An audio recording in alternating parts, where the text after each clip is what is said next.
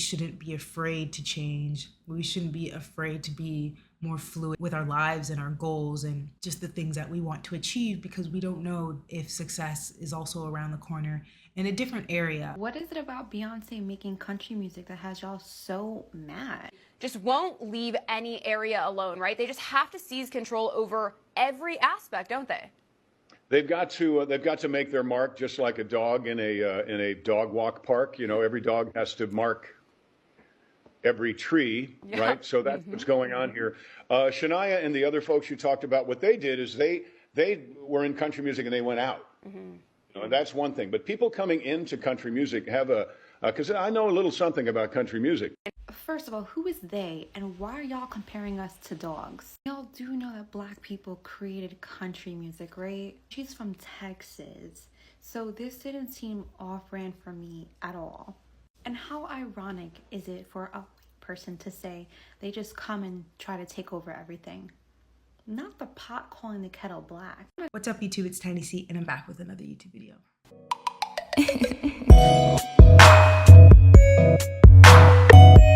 Today I'm going to be talking about success because I'm noticing that how we view success is changing in society, and how we attain success is rapidly changing. Success does not equal fulfillment, and we're changing into a time where success is fluidity, and in order to be successful, you have to be in a flow state and you have to be a fluid person.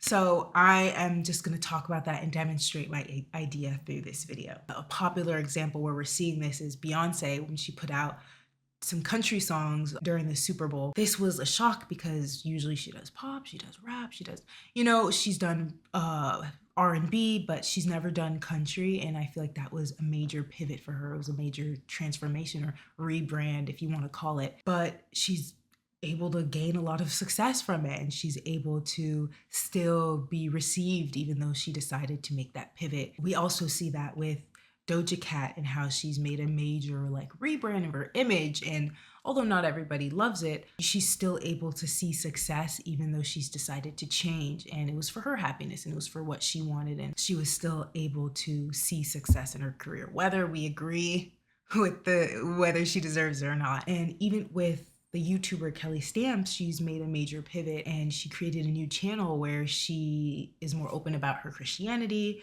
and she shares her faith. And that's a major pivot for her because she's coming from another YouTube channel that almost is at 1 million subscribers, and she decided that it's not really bringing her the fulfillment that she's wanting. She's made a huge pivot. And I think all of those examples that I was seeing was just demonstrating that idea that success is becoming something that's more fluid, and a lot more people are going to have to embrace their flow state and embrace the idea of becoming more fluid in order to see success, because we're moving away from an idea that success is this rigid, hard thing.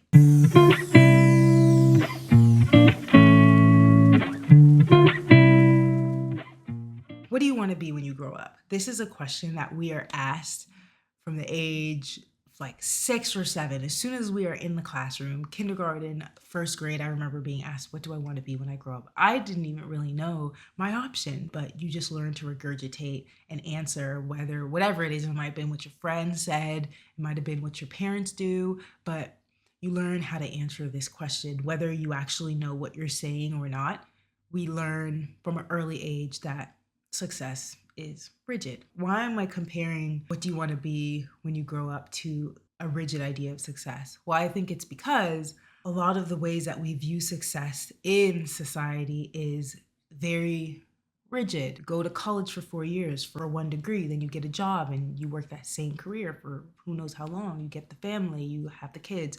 These are all very rigid ideas of success that we all try to attain for some reason, right? I noticed that when you're a kid, your idea of success is a lot more fluid. Success for you might just be crossing the monkey bars, and then you get to attain that happiness and that joy that you get from, accomplishing something.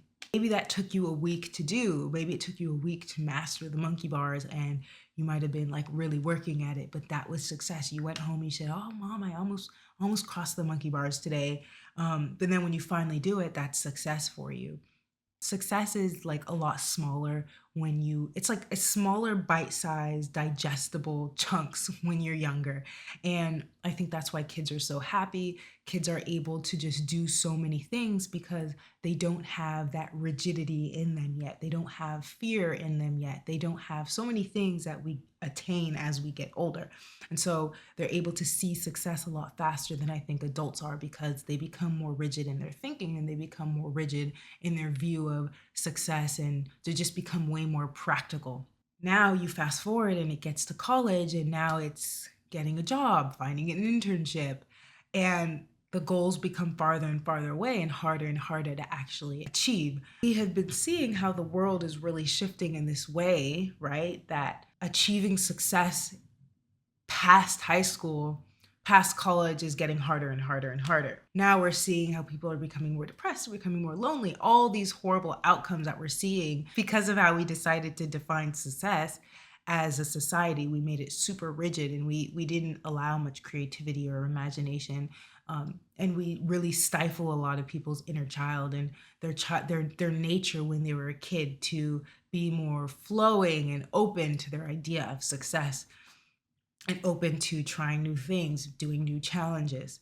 Now we're literally watching in real time how that has affected our society and how it is affecting our society. The median US home costs $433,000. And for Americans making the median household income of $74,580, buying a home costs 5.8 times their annual salary. And for comparison, experts suggest that you buy a home that's no more than 2.6 times your annual income. One form of success that we were taught since we were kids is slowly fading away. It's harder and harder to see that long-term success goal of getting a house. Now, well, I want to have a kid, right? Then you see, on average, parents spend nearly $250,000, $237,482 to raise a child up to 18. So the thought of having a child is no longer something that you can just like assume is going to happen. Now it's kind of like, will I be able to afford having children?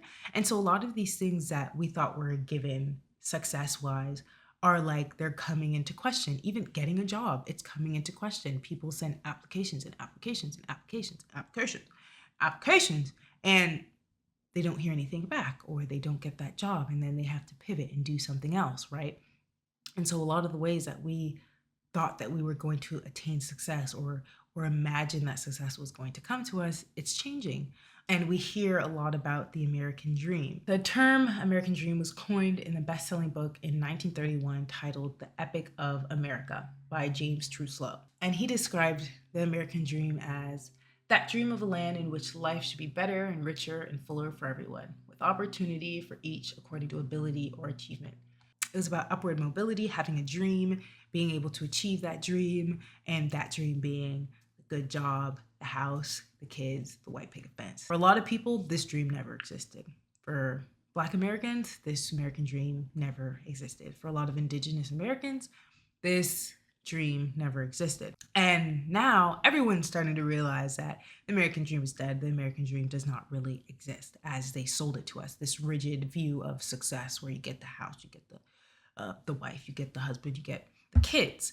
Now we're having to reimagine our idea of success as a whole society, as a whole collective. We have to reimagine how we view success, because clearly it's not what they told us it was 10, 20, 15, whatever years ago. David Leonhardt has said that there has not been such a long period of wealth stagnation since the Great Depression. People are not able to get raises. People are not able to get benefits. They're just not able to live the life that they want. They're getting laid off. And we're just seeing time and time again that you can't have a rigid view of your life. You can't have a rigid view of success, because it can change in an instant. Life can change in an instant. You have to be willing to go with the flow.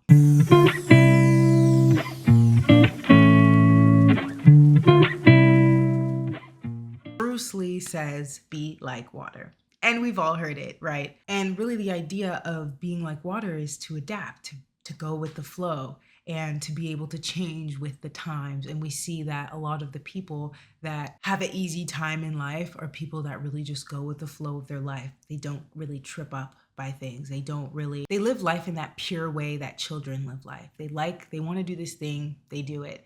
They want to wear this clothes, they do it. They want to wear their hair this way, they do it. They're just people that are so in touch with themselves. They're just so in their flow state. They're just so adaptive. They're adapted to who they are and the ideas that come to their mind, but they're also adaptive to the times of changing because they're just so used to listening to themselves, I guess, and being confident. And I guess they're people that don't fight against their wills. They don't fight against what life is giving them and what life is bringing to them. And this is going to look different for everybody. You might have wanted to be an accountant your whole life. You exit accounting school, you get into the job field, and then you hate it.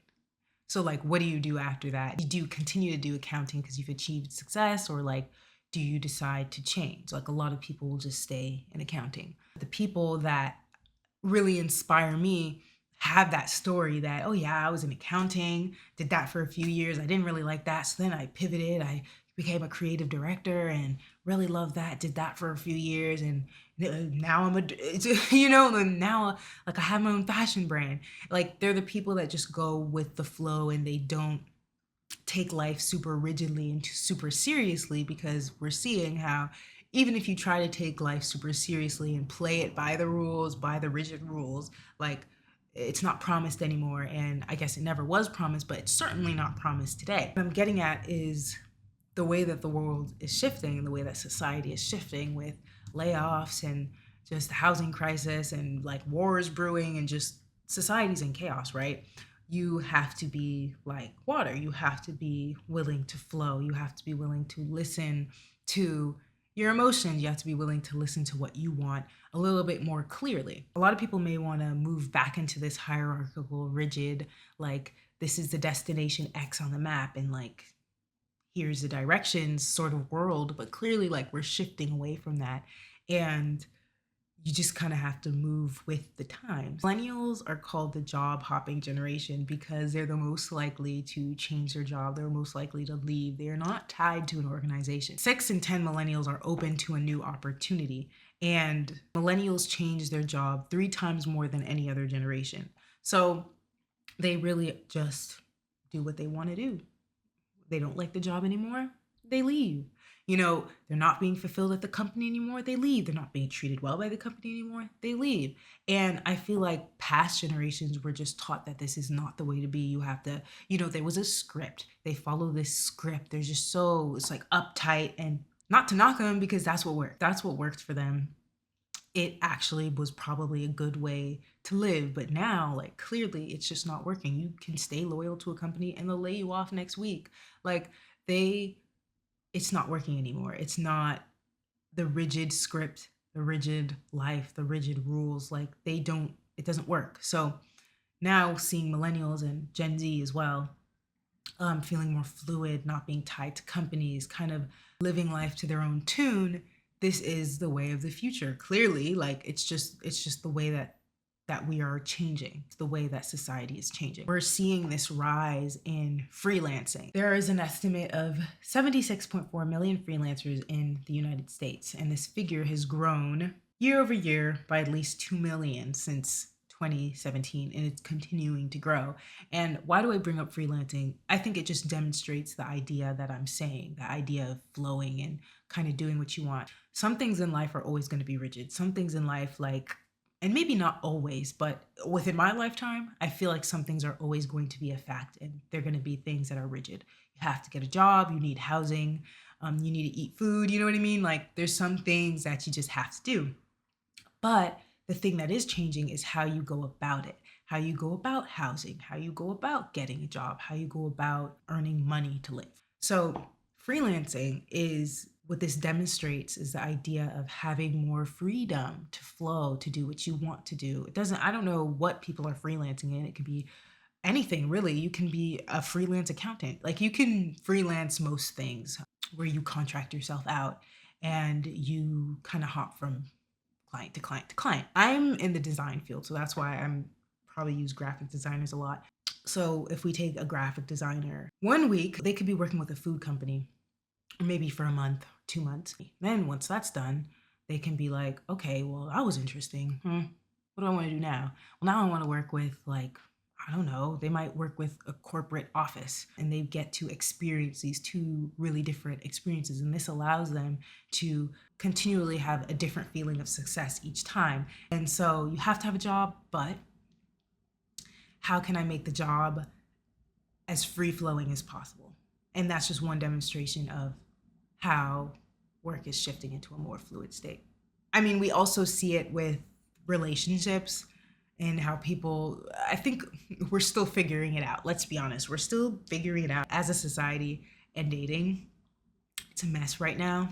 But even at that, even at the mess, you could see the underlying tone of fluidity and flow, and people just, trying to figure it out, because clearly the rigid way isn't working. Divorce is through the roof, and people see that, and it's probably because there's such a rigid idea of relationships or rigid idea of marriage. And of course it's going to work for some people, and it's still going and it's still working for some people, but the world is changing, right? The world is changing. Everything is moving into a more fluid state, and so naturally relationships are as well. And so, yeah, there's some things that you just have to do in life. We think about it from a flow state. If we think about it from a state of how can I make this more fluid? How can I make my thinking less rigid? You might want to be a designer. You might want to, you might have a goal in your life, but how can you be as fluid as possible with that idea? Because things are changing. Like we see AI and we see just the advancements in society are happening so rapidly. If you don't adapt, you get washed up, right? If you hear that this is how AI is going to help your field, the specific field that you're in, then you have to learn about that, and you have to see how you can also change with the times. And that's being fluid, that's being in your flow state and adapting to the time.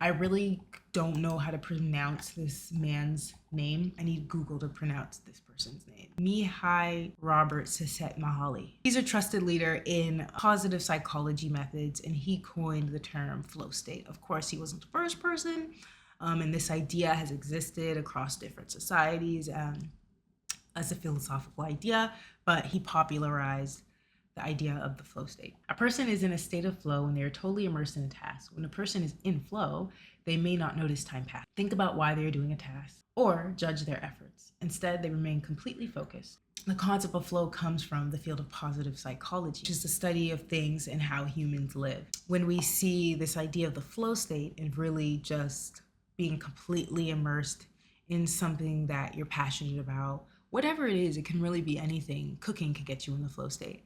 Dopamine levels can really go up when you're in the flow state. You might not be able to recognize hunger or if you're tired because you're just locked in, hyper-focused in there on whatever it is that you're doing. Another thing that happens is something that they're calling the transient hypofrontality hypothesis. And in this theory, executive function temporarily declines. This decline prevents a person from actively thinking about themselves, enabling them to immerse themselves fully in the task. Functional MRI studies suggest that there is lower activity in the prefrontal cortex, an area involved in executive functioning during flow.